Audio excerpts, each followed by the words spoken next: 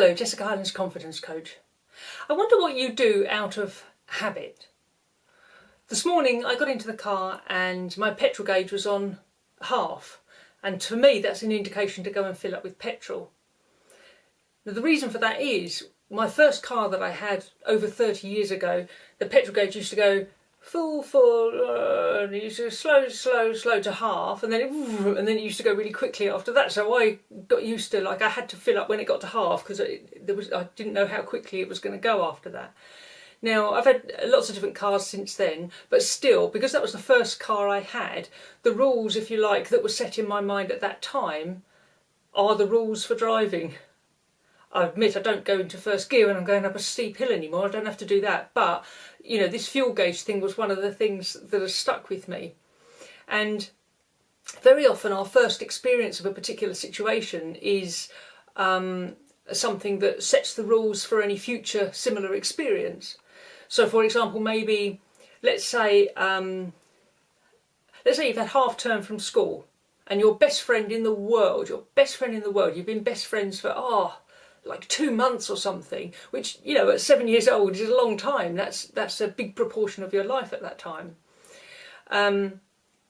So you come back after half term and your best friend has gone off with someone else. You're so excited, looking forward to see them. You've got stories to tell them what you've been up to over the half term, and they're not speaking to you anymore and they've gone off with somebody else, and you're absolutely devastated.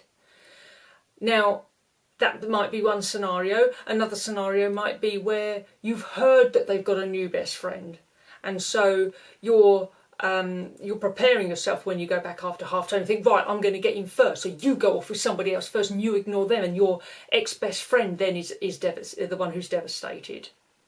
Now, it might be that that rumour you heard about them having gone off with somebody else wasn't true. They might be genuinely devastated. They might have been looking forward to seeing you. You'll never know because you're not speaking to them anymore. And you might find now in life, in relationships now, either with friends or with partners, where when you start to get close to someone, either your expectation is that they're going to go off with somebody else, and so you never feel happy and satisfied, you're always on edge, and that in itself may drive people away. Or you take the other tack, the method that you discovered when you were younger and seemed to work, where you get in there first, you go off with someone else first. That'll show them, won't it? That'll show them. But of course it does. The one who suffers is yourself. You're never able to keep hold of relationships.